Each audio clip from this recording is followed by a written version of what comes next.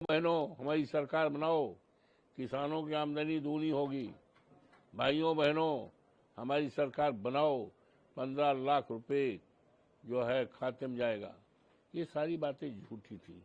तो इसलिए माननीय प्रधानमंत्री जी की जो घोषणा है, उस घोषणा पर ये हवाई घोषणाएं हैं, इसका कोई मतलब नहीं है और न धरती पे घोषणाएं उतरेंगी। दूसरा सवाल है, बहराइच जनपद में महर्षि महाराजगंज में हिंसा, युवक राम गोपाल मिश्रा की हत्या के बाद लोक निर्माण विभाग ने मुख्य आरोपी अब्दुल हमीद समेत 23 के मकानों पर नोटिस चिपका दिए गए। नोटिस में लिखा गया कि 3 दिन में जवाब दिया गया, नहीं तो पूरे मकान पर बुलडोजर चलाया ध्वस्त कर दिया जाएगा।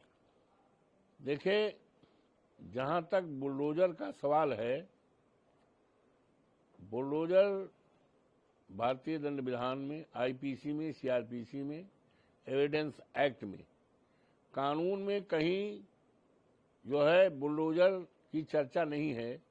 कोई कितना बड़ा से बड़ा अपराधी है तो कानून में यहां तक कि उसमें सजाए मौत की व्यवस्था है, लेकिन बुलडोजर चलाने का, ध्वस्त करने का ऐसा कोई प्रावधान नहीं है। और जोगी बाबा पता नहीं क्यों कर रहे हैं, उनकी अपनी अलग व्यवस्था है, अलग इस प्रदेश में कानून चलाना चाहते हैं। और ये बातें तो कानून के राज में संभव नहीं है। ये बातें तो जंगल राज, जहां कानून कायदा न हो, तो जो मन है सो करिए।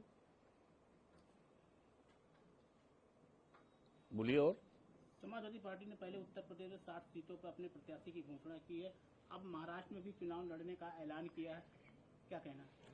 निश्चित तौर से महाराष्ट्र में भी समाजवादी पार्टी के पहले भी हमारे विधायक थे और अच्छी स्थिति हमारी है।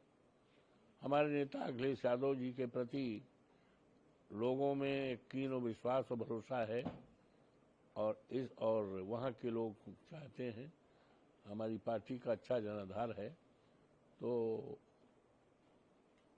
इसलिए इंडिया गठबंधन के तहत हमारे नेताओं ने, हमारे नेता आदरणीय अखिलेश यादव जी ने अपनी उन तमाम सीटों पर मांग किया है जिस पर हमारा जनाधार है, जिस पर हमारे लोग हैं, और निश्चित तौर से कहीं कोई झंझट नहीं होगा, कोई प्रॉब्लम नहीं होगी, ये सब तय हो जाएगा।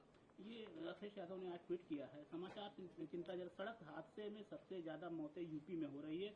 उत्तर प्रदेश की जनता आगाह की भाजपाई भ्रष्टाचार से मारी सड़कों पर ट्रैफिक व्यवस्था पर अपने भरोसे पर नहीं निकल रहे, खुद को, अपने बच्चों और सड़क के खतरों पर आग्रह। उत्तर प्रदेश में भाजपा में ट्रैफिक नियमों का पालन नहीं, दोहन होता है। भाजपा सरकार को नियम लागू करने के कोई मतलब नहीं है, उनका सारा ध्यान वसूली और उगाही पर होता है, ये अखिलेश यादव ने बोला है। ये बात सही है, जो हमारे नेता ने बोला है वो बात बिल्कुल सत्य है और उसमें कहीं शक की गुंजाइश नहीं है।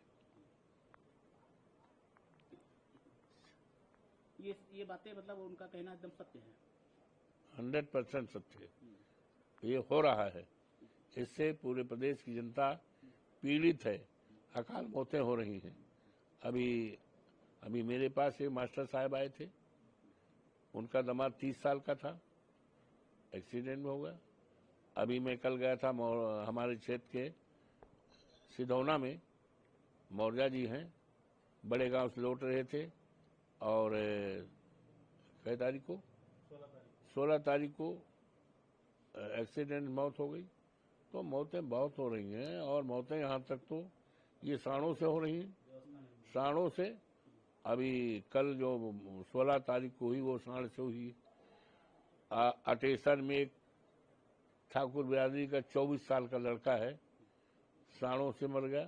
तो साणों के द्वारा और जो नियमों में अनुपालन नहीं है और सड़कें खराब हैं, गड्ढा हैं, जिसके कारण उत्तर प्रदेश में इस तरह से सड़क दुर्घटनाओं में देश का, दुनिया में एक रिकॉर्ड कायम कर दिया है, दर्दनाक मौतों का, दुर्घटनाओं का, जिस पर सरकार का न ध्यान है, न कोई प्रभावी इनकी योजना है, लीपापोती है सब। सुप्रीम कोर्ट जनता की अदालत है, इसका मतलब यह नहीं है कि हम सांसद में विपक्ष की भूमिका निभाएं। सीजेआई चंद्रचूड़ साहब, क्या मतलब? उनका ये कहना, सुप्रीम कोर्ट की अदालत में, इसका मतलब यह नहीं है कि हम सांसद में विपक्ष की भूमिका निभाएं, चंद्रचूड़ साहब का कहना है। तो ठीक है, अच्छा उनका है। यही है कि ये जुडिशरी न्यायपालिका का अपना अलग स्थान है, कार्यपालिका का अलग है, तो उसी पर उन्होंने कहा है। तो इसमें कहीं टिप्पणी करने का या सुझाव देने का, आलोचना करने का कहीं कोई ना स्थान है ना उचित है। उधर अखिलेश यादव की दुनिया की सबसे बड़ी अर्थव्यवस्था बनेगी, अगर मेरा डाटा गलत नहीं है तो पड़ोसी देश हमसे बेहतर प्रदर्शन कर रहे हैं और वह कोई भूख नहीं है। हमारे देश में उनसे भी ज्यादा भूखमरी है। लोकसभा चुनाव में हार बाद बीजेपी हताश है। उन्होंने छत्रपति शिवाजी महाराज की मूर्ति निर्माण में किया गया भ्रष्टाचार सामने उजागर, महाराज की जनता उन्हें माफ नहीं करेगी। देखिए, जहाँ तक भारतीय जनता पार्टी का है तो पूरे देश की जनता, और देश में चाहे हमारे छात्र हों, चाहे युवा हों, चाहे किसान हों, चाहे व्यापारी हों, सब वर्ग आज पूरी तरह से तबाह है, त्राह त्राह कर रहा है। और इस सरकार को एक सेकंड देखना नहीं चाहता। अभी मेरे पास दर्जनों लड़के आए हैं जो आउटसोर्सिंग के हैं, और पता लग रहा है कि ये कह रहे हैं अब इनको भी हटाया जाए। तो हर आदमी त्रस्त है, परेशान है, और इस सरकार को एक सेकंड भी देखना नहीं चाहता। आखिरी सवाल है, मिल्कीपुर चुनाव को लेकर के 2 तारीख डेट पड़ी हुई है, हाईकोर्ट में सुनवाई होगी। उससे पहले यही के पूर्व प्रत्याशी है वो कह रहे हैं कि क्या अवधेश प्रसाद जी तोप है जो उनसे हम डर जाएंगे? ऐसा है तो ये तो सब अपने बाप मान रहे हैं। अवधेश प्रसाद तो तोप नहीं है, लेकिन जनता जरूर तोप है उनके लिए। जो देवतुल्य मतदाता हैं वो जरूर उनके लिए तोप साबित हो रहे हैं, उनसे जरूर डरे हैं। और ये सरकार पूरी तरह से घबरा रही है, और घबराना तो उसी समय शुरू हो गया जब यहाँ के देवतुल्य मतदाताओं ने 54 फैजाबाद, जो जनपद अयोध्या की लोकसभा सीट है, हमको जिता करके एक देश और दुनिया में एक चर्चा चलाई, और भारतीय जनता पार्टी का दम खारिज हो गया, जिसके आधार पर उन्होंने कहा कि हम राम को लाए हैं, राम हमें लाएंगे। और 22 जनवरी को देश के कोई मुख्यमंत्री, इनकी पार्टी का कोई राज्यपाल, कोई नेता ऐसा नहीं बचा, कोई साधन नहीं बचा जिन्होंने उसका इस्तेमाल न किया हो। लेकिन इसके बावजूद क्षेत्र की महान जनता ने, देवतुल्य मतदाताओं ने इस तरह का संदेश दिया, इस देश में धर्म के आधार पर राजनीति नहीं चलेगी। अब राजनीति चलेगी बाबा साहब भीमराव अंबेडकर के संविधान को बचाने वाली।